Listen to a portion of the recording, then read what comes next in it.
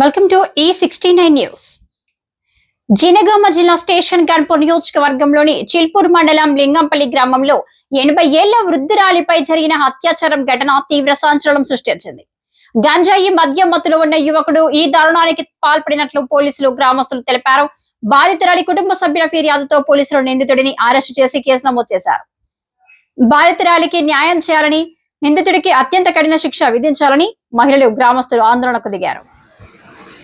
చిల్పూర్ మండలం లింగంపల్లి గ్రామానికి చెందిన 80 ఏళ్ల వృద్ధురాలు పురుమాని రాజమ్మ ఆదివారం రాత్రి ఇంట్లో ఒంటరిగా నిద్రిస్తున్న సమయంలో అదే గ్రామానికి చెందిన పురుమాని రాజేష్ యాదవ్ అనే యువకుడు గంజాయి మద్యం మత్తులో అర్ధరాత్రి ఇంట్లోకి చొరబడి లైంగిక దాడికి పాల్పడినట్లు బాధితురాలి కుటుంబ సభ్యులు ఆరోపిస్తున్నారు.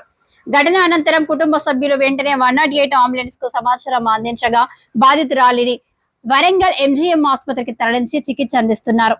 వైద్య పరీక్షలు కూడా నిర్వహిస్తున్నట్లు కుటుంబ సభ్యులు తెలిపారు.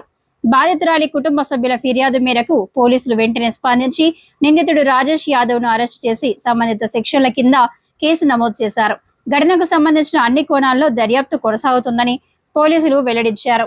ఈ అమానుష ఘటనపై గ్రామంలో తీవ్ర ఆగ్రహం వ్యక్తమైంది. మహిళా సంఘాలు, గ్రామస్తులు నిరసన వ్యక్తం చేస్తూ బాధితురాలికి తక్షణ న్యాయం చేయాలని, మహిళలపై ఇలాంటి దారుణాలకు పాల్పడే నిందితులకు కఠిన శిక్షలు అమలు చేయాలని ప్రభుత్వాన్ని పోలీసులను అధికారులను డిమాండ్ చేశారు. ఇంకొక 10 మంది అట్లే ఇంకో అబ్బాయి చూస్తారు, రోడ్ల పడి తిరుగుతారు, తింటారు, తాగుతారు. ఒక బైసికల్ పోతారు, ఒకళ్ళకి తెల్లం దాకా 10 గంటల రాత్రి దాకా పోతారు. పోయి వాళ్ళు ఇష్టమైన చేస్తారు. ఇవాళ ఈ అబ్బాయిని విడిచిపెడితే ఇంకో 10 మంది అబ్బాయిలు అట్లే చేస్తారు. విడిచిపెట్టే బాధ్యత వద్దు. ఏ పని చేసినా ఎట్టి పరిస్థితుల్లో మీరు పోలీసులు కూడా మంచిగా ఆక్రమించుకొని వాళ్ళని విడిచిపెట్టే అంత పద్ధతి వద్దు మీకు. ఎట్టి పరిస్థితుల్లో విడిచిపెట్టవద్దు. ఏం చేయాలో అట్లా చేయండి. కరెంట్ కైలు మరి కరెంట్ కైలు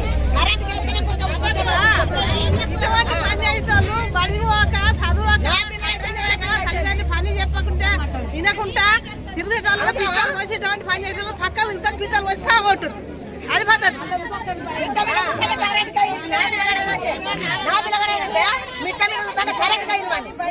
ఎవరదు అవసరం లేదు. మీరు బాధ్యత గట్టిగా తీసుకుంటారు.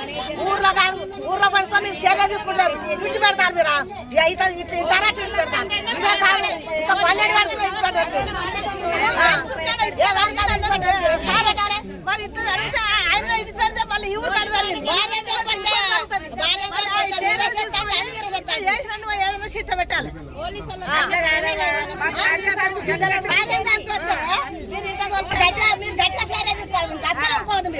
పడుచు పిల్లలకు భర్త చచ్చిపోతాడు. ఆ భార్య ఒక్కటే అది ఎక్కడ వండాలి? అది కిలో బీరకాయ ఉంటే ఇంట్లో పెట్టుకొని పంటది. ఇవాళ రేపు గసంటి ఆయన వచ్చి తలుపు కొడతాడు. ఎవరన్నా వచ్చి కొట్టిండని లేస్తుంది. లేదు తీసుకుంటే జరిగేటి ఆరోగ్యాలు అన్ని ఊళ్ళో పరాజకాలు నడుతున్నాయా? వీళ్ళే ఉన్నారా? ఈ ఊళ్ళో ఎవరు లేరా? వాళ్ళు తల్లిదండ్రి భయం లేకుండా పెరిగిండ్రు కాబట్టి అట్లా నడుస్తుంది. అట్లా నడవనిచ్చేదే లేదు. ఒక్క పిల్ల తల్లి భర్త చచ్చిపోయిన వాళ్ళు ఉన్నారు. వాళ్ళ పరిస్థితి ఏంటి? అలా అసలు ఆలోచన చేయొద్దు.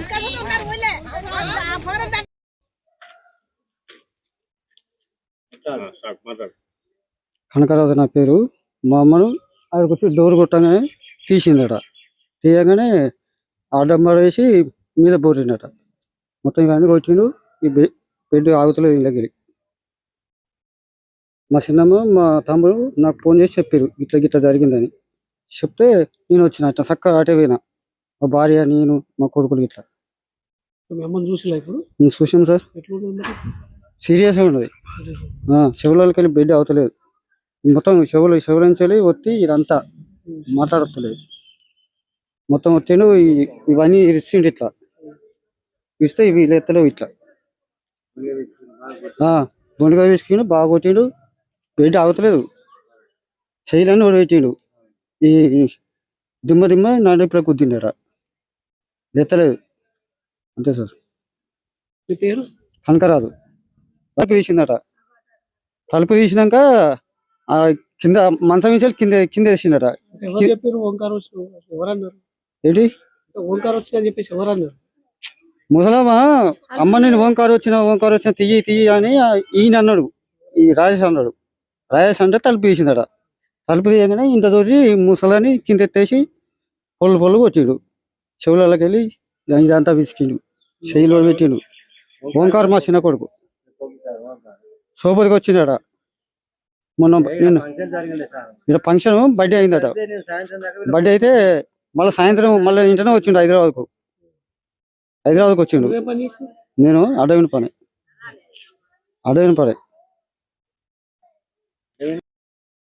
పురువని వెళ్ళేయండి. మా అన్న భార్య ఆమె, మా వదినే. ఇక అట్లాంటప్పుడు నేను నైట్ వండుకున్నా. ఆ పేరు చెప్తుంది. రాజమ్మ నీ పేరు?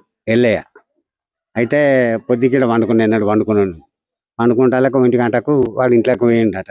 వాడు మనవాడు నేను అనుకున్నా, నాకేమరక. ఏకదమ్ము 2 గంటలకు వాళ్ళు లేచిపోయినాక అది వచ్చి నా దానం చేయి బిడ్డ, నేను చచ్చిపోతా అన్నది. ఇక నువ్వు చచ్చడేందుకు అని నా భార్యను లేపిన, నా కొడుకుని లేపి ఇక వాడిని అందరు లేపి ఆంబులెన్స్ ఎక్కించాను సార్. అంతే. ఎట్లున్నది పరిస్థితి? జర మాట్లాడుతుందట. నైట్ ఆమె వచ్చి మిమ్మల్ని ఏమన్నది? ఎవరు ఆమె? ముసలం ఏం చెప్పింది? నాకేం చెప్పిందంటే నన్ను దానం చెయ్యి, నేను బతకను అని అన్నది. అంతే. నువ్వు చావద్దు, బతుకు, నేను తర్వాత అందరిని లేపుతానని నేను చెప్పిన. నువ్వేమన్నావు? నువ్వు కట్టేటతో సావద్దు అన్న. ఎంతమంది పిల్లలు? ఒక కొడుకు 2 బిడ్డలు. ముసలిదానికి మొగడు చచ్చిపోయింది. ఎంత ఏజ్ ఉంటుంది? 80 చిల్లర ఉంటుంది. అంటే ఆ వచ్చిన పిల్లగాడు ఎవరు? గొల్లల పిల్లాడే. ఎక్కడ పిల్లగాడు? అన్నాడు వెళ్ళి. అంటే ఇక్కడే ఉంటారు? ఇక్కడనే ఉంటుంది. వాడు ఎక్కడికి పోడిగా. వాళ్ళు అట్లా హైదరాబాద్ నుంచి వాళ్ళు అట్లా వచ్చేది, ఇక్కడ నుండి ఒక వచ్చింది. వాళ్ళు వచ్చే వరకే నేను అన్ని టెస్టులు చేయించిన. ఒక సిటీ స్కాన్ ఒకటి మిగిలిపోయింది, నేను తీసి టైం రాలేదు. మరి ఏమంటారు అత్యాచారానికి పాల్పడవచ్చు నిర్ధారణ. ఆమె ఏమంటానంటే ఇంకొక పెద్ద మేడం వచ్చి ఒక టెస్ట్ చేయాలని చెప్తుంది నాకు. ఆడున్న మేడం కొద్దిగా మాట్లాడుతుంది, ఇవన్నీ గాయాలు ఉన్నాయి, దెబ్బలు ఉన్నాయి, గొంతు మాట్లాడరాక చిన్నగా మాట్లాడుతుంది. ఏమన్నా ఓర్తి తాగుతలేదు, అంత నొప్పున్నది. ఇక్కడి ఇక్కడికి అంత గమలింది, చెవులకి. దానికి రేపు గురించి ఏమో టెస్ట్ చేయాలంటారు. కొంచెం బ్లీడింగ్ అయింది అని చెప్పింది. చెప్తాను టెస్టులు చేసి చూస్తారు కదా, ఆ మాట చెప్పింది. ఇంకా పెద్ద మేడం వచ్చి వేరే టెస్ట్ చేయాలన్నట. ఆ టెస్ట్ చేసినాక చెప్తాము, రిపోర్ట్లు అన్నీ వచ్చినాక చెప్తాము. అక్కడ ఎవరు ఉన్నారు మీ వాళ్ళు? 2 బిడ్డలు ఉన్నారు. మా కొడుకు కోడలేమో శ్రీపూర్కి వచ్చారు. శ్రీపూర్ కంటే అది కేసు పెట్టడానికి వాళ్ళు రాకముందే ఇతడు వేయిందట. మరి వీళ్ళు వచ్చిరట, తీసుకుపోయారో ఏమో, వాడు అక్కడనే ఉన్నాడు. మీరు ఈ విషయం జరిగిన తర్వాత పోలీసులు చెప్పారా? మేము చెప్పలే, ఊళ్ళో ఎవరో చెప్పిర్రట. ఊళ్ళో మేము వాళ్ళ కొడుకులు రాంది, వాళ్ళ బిడ్డలు రాంది మేము ఎట్లా చెప్తాం అని మేము చెప్పలేదు. ఈ ఊళ్ళో నుంచి ఎవరో సర్పంచ్, మాజీ సర్పంచ్ ఎవరో ఫోన్ చేసిరట, మా ఊళ్ళో ఇట్లా జరిగింది సార్ అని. వచ్చిరట, వచ్చి వాళ్ళు తీసుకుంటారు. అలాంటి వాళ్ళనంటే ఇక చట్టానికి తెలిసిన విషయమే, అందరు అన్న విషయం. అసలు వాళ్ళను కాలు రెక్కలను ఇరగొట్టాల, వాళ్ళని ఊరి అన్నది ఇవ్వాలి. ఎవరైనా ఒకటే, అందరిని అట్లా చేస్తే తప్పు కదా. ముసలమ్మ మనం ఏం చేస్తాం దాని గురించి? బతికేటోళ్ళు కొడుకుంటే బతకవా. ఇప్పుడు మన సొంత ఇంట్లో మనం ధైర్యంగా వండుకుంటాం కదా ఎవరైనా. ఏమనుకుంటాం మనం, ఇక పక్క పంటి ఊరు వాళ్ళకే సేఫ్టీ లేదా, వేరే ఊరు వాళ్ళ నుంచి వెళ్ళి ఇంకా భయపడమా? అంతే. ఏమైంది చెప్పు.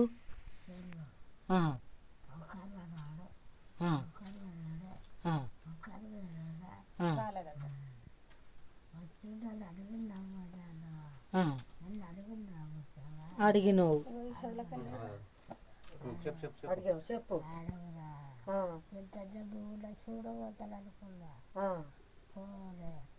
బిడ్డలు కదా ఏడు పోతావే అవ్వా, ఏడు దారిలో పడతావే అవ్వా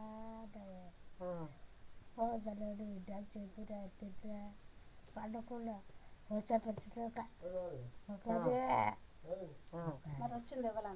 వచ్చింది ఎవరమ్మా? గుడ్లు తల కొడుకో రమేష్ కాడో రామేష్ గాడా వద్దు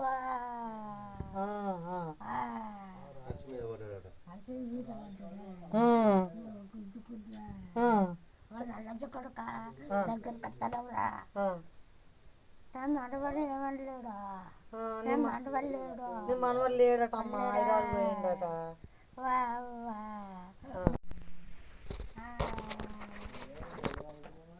మీరే తీసుకుంటుకెళ్ళి వచ్చిండట గుద్దుడు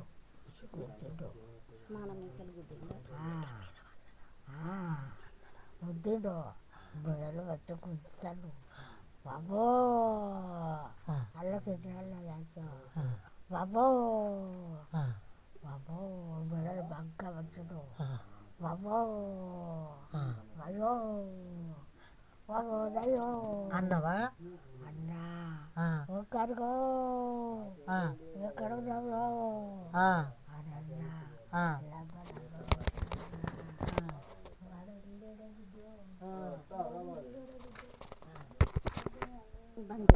కొడుకులే నిన్ను కొడుకులే అంత కొడుకున్నా వాళ్ళు ఏం చేస్తారో వాళ్ళు అక్కడే ఉండే లేదు పోతానని చెప్పాడు పోరా బిడ్డ పేరు చెప్పాలి పడుతుంది పేరు చెప్పిండు రికార్డ్ చేసిన నేను వచ్చి పన్నాడు